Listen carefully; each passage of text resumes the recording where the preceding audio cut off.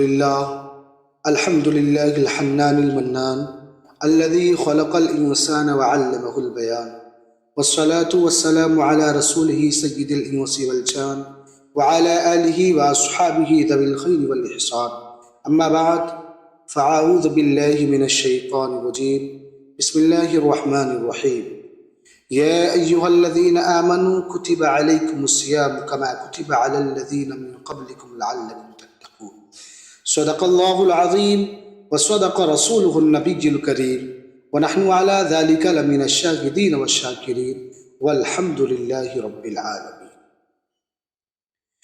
پیارے آقا علیہ السلام کے پیارے دیوانوں، ایک مرتبہ درود پاک پڑھیں اللہم صلی علی سیدنا و شفیعنا نبینا مولانا محمد معدن الجود والکرم وآلہ الکرام وبنیہ الکریم وبارک وسلم صلاۃ و سلام علیہ یا رسول اللہ صلی اللہ تعالی علیہ وسلم۔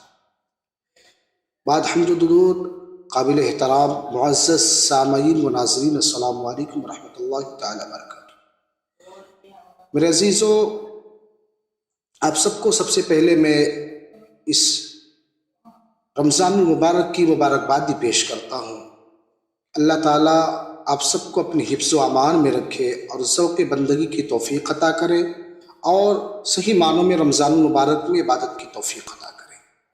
میرے عزیزوں، میں نے جس آیت کریمہ کی تلاوت کی ہے، اللہ تعالیٰ نے قرآن مجید میں ارشاد فرمایا، یا ایھا الذین آمنوا، اللہ ایمان والوں سے فرماتا ہے، اے ایمان والو، کتب علیکم الصیام، تم پر روزے فرض کیے گئے، کما کتب علی الذین من قبلکم لعلکم تتقون، جیسے اگلوں پر فرض کیے گئے تھے تم سے پہلے امتیوں پر۔ اور کیوں فرض کیے گئے؟ لعلکم تتقون، تاکہ تم پرہیزگار ہو جاؤ۔ تو روزے کی اصل مقصد کہ انسان پرہیزگار ہو جائے۔ سب سے پہلے روزے کی ڈیفینیشن کو جانیں۔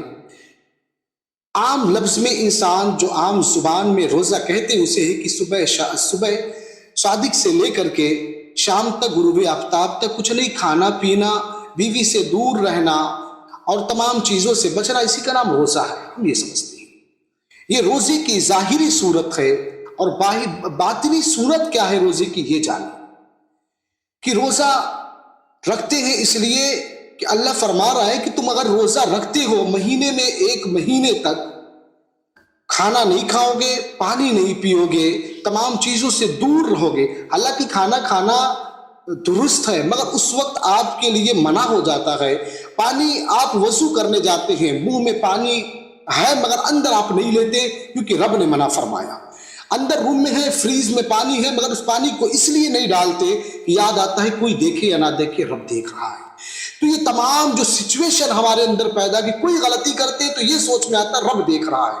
تو اللہ یہی چاہتا ہے کہ اگر ایک مہینے تک تم ایسا کرو گے تو تمہارے اندر وہ صلاحیت پیدا ہو جائے گی، ایسے تمہارے اندر انٹرنل پاور آ جائے گا کہ تم اب 11 مہینے جو سال میں ہیں اس میں بھی گناہوں سے اجتناب کرو گے، اگر ایک مہینے تک ایک پریکٹیکل تم نے ایسا کر لیا۔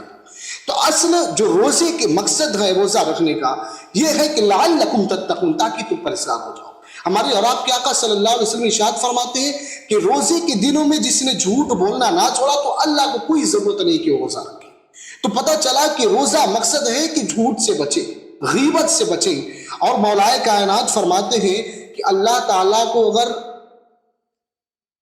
بندوں کو عذاب دینا مقصود ہوتا نا تو اللہ تعالیٰ بندوں کو کبھی رمضان کا مہینہ نہیں دیتا اور سورہ اخلاص عطا نہیں کرتا، کہ رمضان کا مہینہ دیا ہی اسی لیے اللہ نے کہ انسان اپنی مغفرت کرا دے۔ اور سوچنے کی بات ہے رب نے کتنا سزا کر اس مہینے کو دیا یار، کہ جو شیطان ہمیں پریشان کرتے، جن کے بہکاوے میں آ کر انسان گناہوں میں ملوث ہو جاتا ہے، اللہ ان شیطانوں کو بھی زنجیروں میں جکڑ دیا جاتا ہے، وہ شیطان بھی نہیں رہتے بہکانے والے۔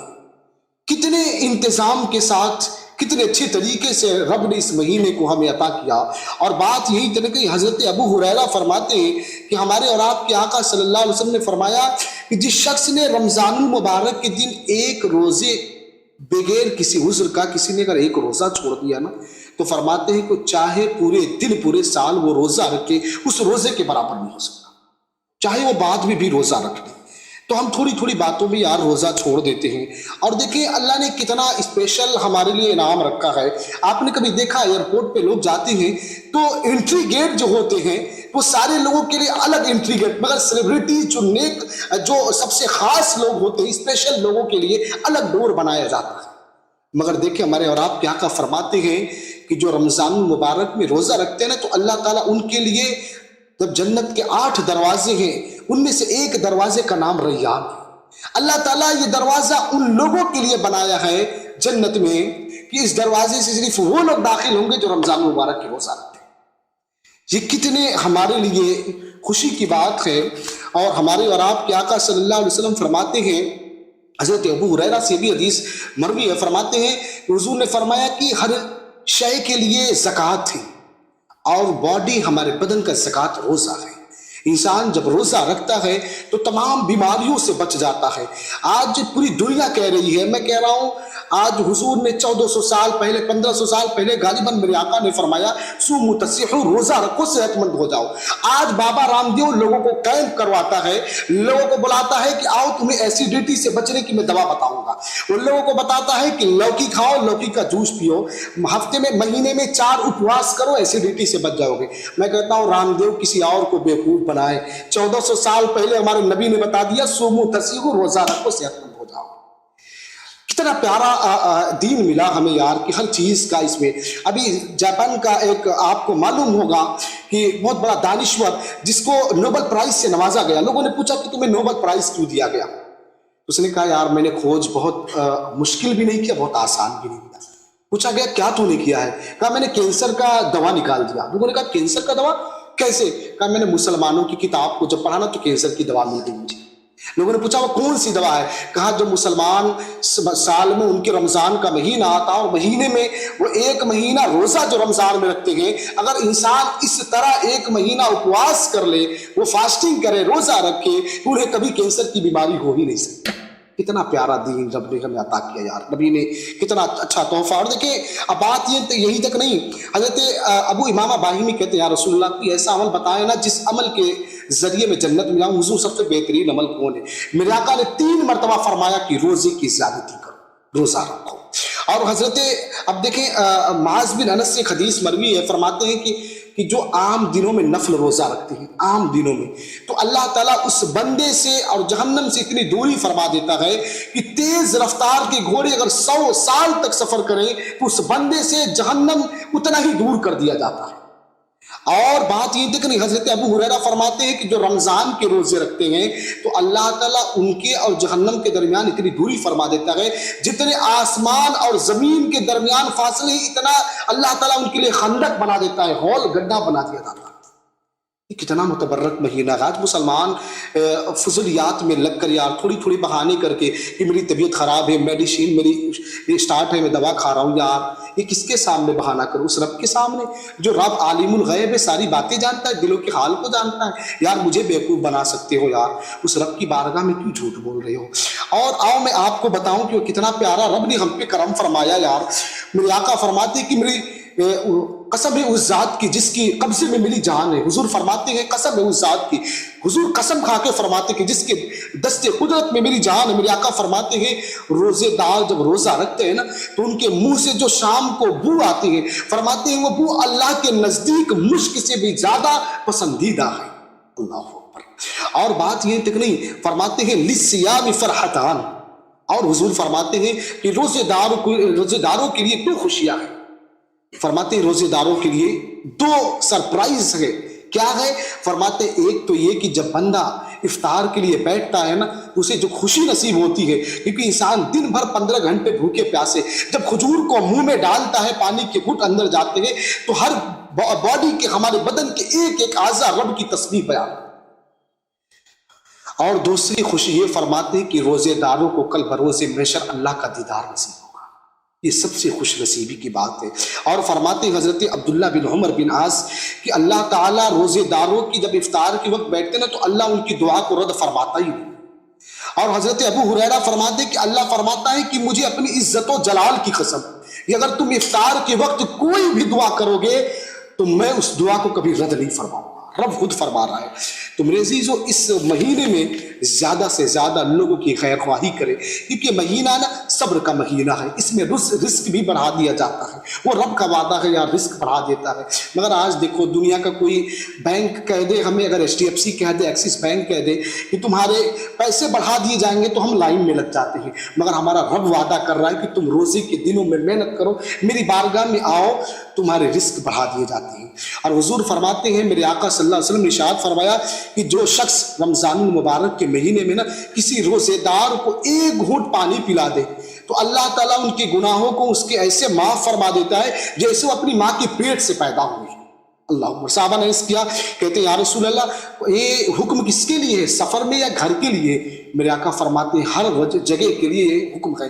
حضور فرماتے ہیں یہاں تک کہ اگر سامنے نہر فرات ہو اور پھر بھی پانی پلائے تو اللہ اتنا ثواب عطا کرے گا۔ اللہ اکبر۔ اور ایک آیت سنے دل خوش ہو جائے گا، فرماتے ہیں سلمان فارسی کہ میرے آقا صلی اللہ علیہ وسلم نے ارشاد فرمایا جو کسی روزے دار کو افطار کراتے ہیں نا تو ان کے لیے تمام فرشتے دعا کرتے ہیں، اور فرماتے ہیں شب قدر کی رات جبریل امی بالخصوص اس کے لیے دعا فرماتے ہیں، اور ایک روایت میں آیا کہ جبریل امی ان سے مصافحہ کیا کرتے ہیں۔ اللہ اکبر۔ تو بڑی فضیلت ہے میرے عزیزو، اس رمضان المبارک کے مہینے میں روزے رکھیں، سحری کا انتظام کریں، افطار کا انتظام کریں۔ اب افطار کی بات یہ تو ایک اور بات بتا دوں کہ میرے آقا صلی اللہ علیہ وسلم نے فرمایا کہ ایک روایت کہ دو شخص مجھے پہاڑ میں لے جا رہے تھے، حضور نے فرمایا میں کسی جگہ سے یعنی معراج کی رات حضور جب سفر کر رہے تو حضور نے دیکھا کہ دو شخص کو کہیں لے کر جایا جا رہا ہے جو چیخ چلا رہے ہیں۔ حضور فرماتے میں آگے گیا تو میں دیکھا کچھ اور لوگ تھے جن کے سر کو کچلا جا رہا تھا، جن کے جبڑے پھاڑے جا رہے تھے، فرشتے ان کے جبڑوں کو پھاڑ رہے تھے۔ میں نے کہا یہ کون لوگ ہیں؟ فرمایا گیا حضور وہ آپ کی یہ وہ امتی ہیں جو رمضان المبارک کے مہینے میں افطار کے وقت سے پہلے کھانا کھا لیا کرتے ہیں۔ میرے عزیزو افطار سے پہلے اگر کوئی افطار کر لے تو اس طرح سزا دی جاتی ہے۔ جو روزہ نہیں رکھتے بتاؤ نا یار ان کے ساتھ کیا ہوگا، اللہ کی پناہ۔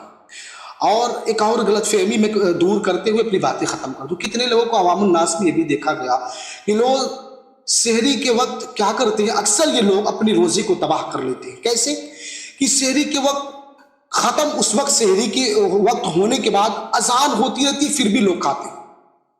اب اذان اس وقت دی جاتی ہے جب سحری کا وقت ختم ہو جائے، یعنی روزہ رکھنا اسٹارٹ، اب روزے کی ٹائمنگ اسٹارٹ ہے، اب انسان اس میں کچھ کھائے تو یہ تو روزہ ہوگا ہی نہیں۔ اکثر لوگ ایسے کرتے کہ مسجد کی اذان ہو رہی ہے پانی پی رہے ہیں، تو خدا را اپنے روزے کی حفاظت کرے۔ سحری میں اسی وقت جب روزے کے وقت ختم ہو جائے اذان سے پہلے کی کھانے وغیرہ آپ چھوڑ دیں۔ میں دعا کرتا ہوں رب قدیر ہم سب کو صحیح معنوں میں روزے کے اہتمام کی توفیق عطا فرمائے۔